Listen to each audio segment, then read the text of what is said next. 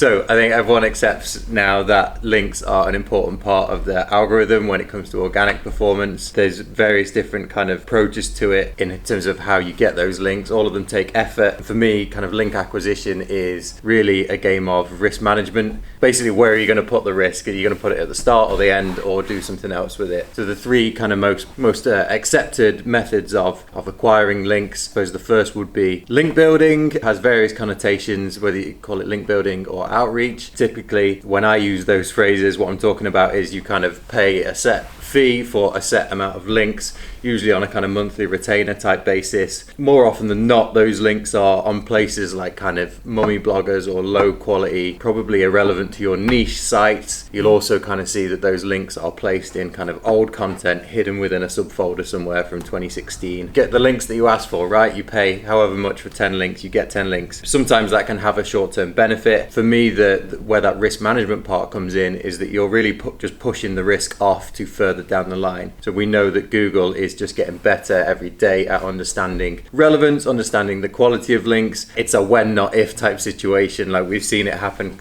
countless times where we have a site that's built up using paid kind of guest post type outreach strategies, and eventually at best they're just kind of completely ignored by Google, and you end up with all that kind of money down the drain. It doesn't offer, outside the kind of technical value of the link, those type of links don't really offer any value in things like brand or any other channel, so they're good as a short-term kind of play, but otherwise that's about as far as it goes. The second big one for me is content marketing. So this content marketing is amazing. Not only does it provide you links, but it also provides you with kind of content that supports organic in a more general sense. Also, when used well, it can support things like your organic social channels, even your paid social channels. Your email campaigns is a pretty kind of good all-rounder. But I'm talking specifically about the kind of risk management in the link side of content marketing. So that might be through creating kind of rich media format, infographics, like video content, that kind of thing. If it performs well, it performs really, really well. The risk for content marketing is all at the beginning. So even if you've got a really sound content marketing strategy with kind of links in mind, you are putting a ton of resources into, we've spent 140 hours plus on an infographic before.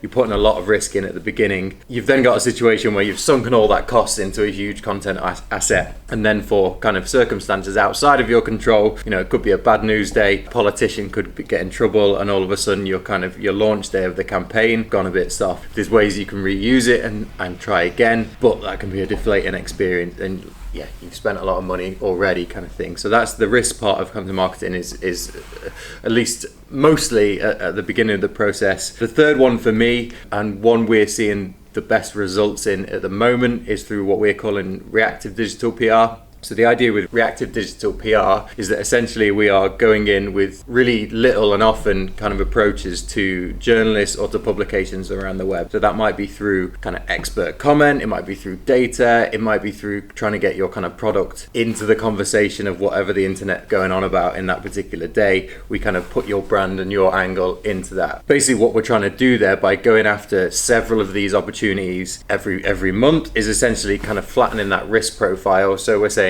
we might not, it's still a high risk strategy, we might not hit them all, but the input required is quite low. So we're basically just going after as many as we can without just sinking the whole kind of agency, the whole kind of resource available into that one thing. So we find that as long as you're hitting the right kind of publications, i.e. where your audience actually exists or potential customers might exist, even if you don't hit some, you're still going to flatten that risk profile and be landing a decent amount of links and coverage in the process. As well as getting the links themselves, we also see benefits around your kind of like brand reach, brand awareness. That can impact things like brand searches. And also, if you're clever about it as well, you can use those kind of moments in the news to benefit like your email campaigns. If you're able to talk to your email database about why you've been in the news, that kind of thing, you can use it as a benefit around paid social. It still has those kind of wider brand benefits. It's not just kind of cut and dry, you got the link and that's it. So probably that third one for me is really where we're seeing the best results, and I suppose is my favorite at the moment,